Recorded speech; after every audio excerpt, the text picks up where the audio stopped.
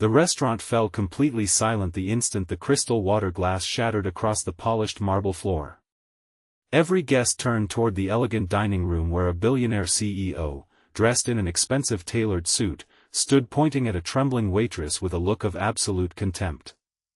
Her face burned with humiliation as tears gathered in her eyes, while the words that echoed through the room cut deeper than broken glass. He loudly declared that she was nothing more than the help and should remember her place. No one moved. No one spoke.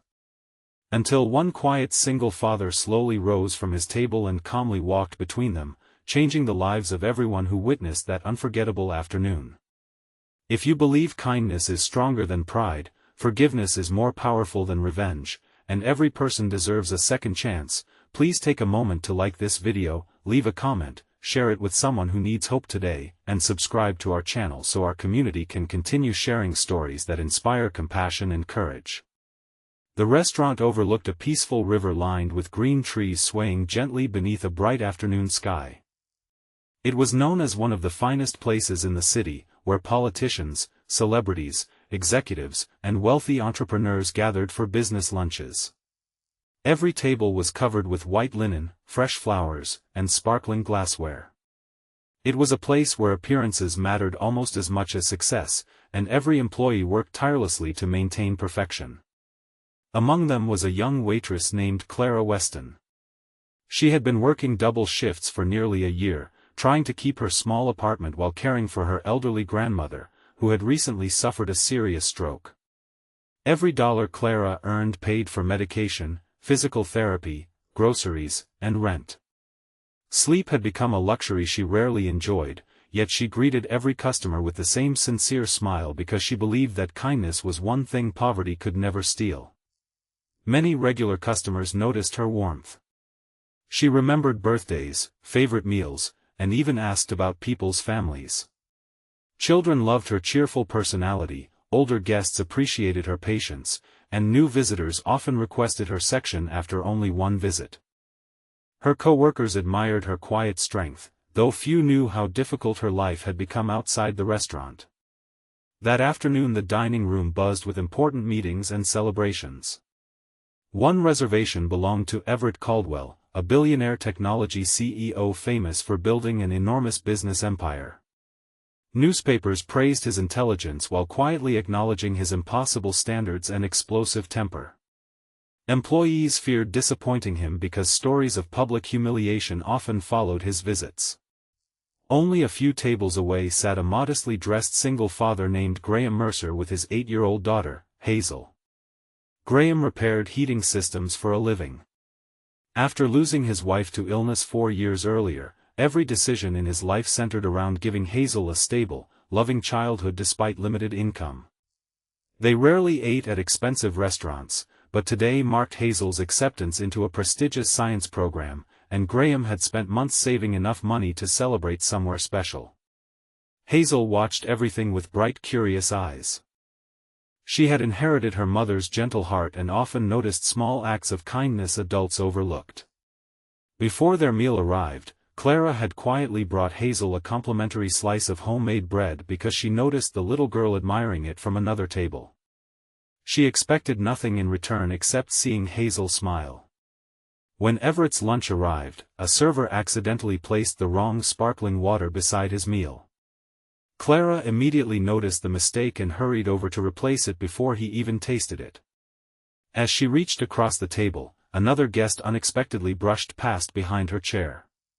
Her elbow shifted slightly, causing the crystal glass to tip and spill a small amount of water across the expensive tablecloth. The accident lasted less than 2 seconds. Everett exploded as though someone had destroyed something priceless. His booming voice filled every corner of the restaurant. He accused Clara of incompetence, demanded the manager fire her immediately, and declared that people like her existed only to serve successful people. Then came the cruel sentence that froze every conversation in the room. He loudly reminded her that she was just the help and would never belong anywhere else. Clara apologized repeatedly, her hands shaking uncontrollably. She reached for fresh napkins while trying to hold back tears.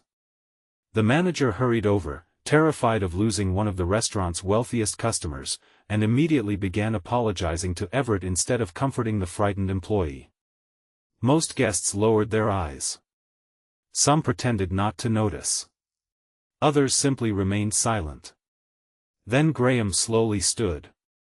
He wasn't wealthy. He wasn't famous. He wasn't trying to impress anyone. He simply could not watch another human being lose her dignity while everyone else remained comfortable. He walked toward the table with calm confidence, placing himself beside Clara without anger or aggression. His steady expression carried the quiet strength earned through years of hardship. He politely offered Everett a clean napkin from a nearby table and gently reminded everyone present that accidents happen to every person, regardless of status or wealth.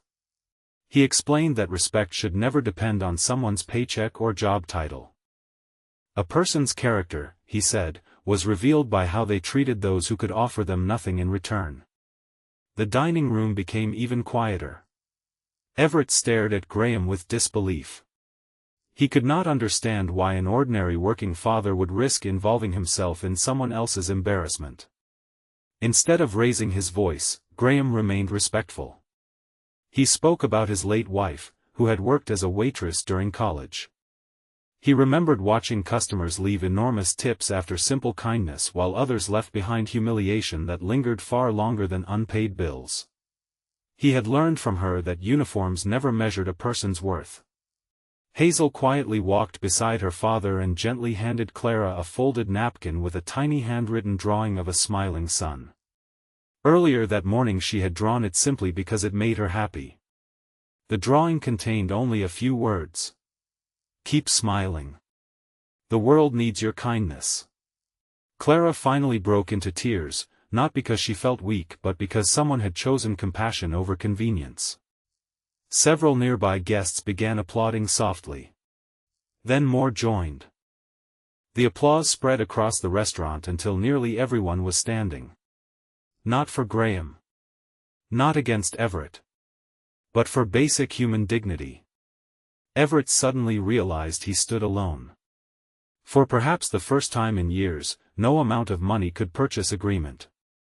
Embarrassed, he abruptly paid his bill and walked out, leaving behind an uncomfortable silence. Clara thanked Graham through trembling tears, but he simply smiled and returned to his table.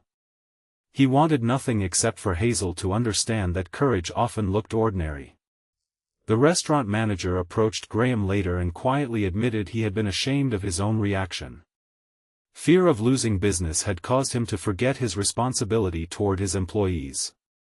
Before the afternoon ended, he privately assured Clara that her job was safe and apologized for failing to defend her when she needed support most.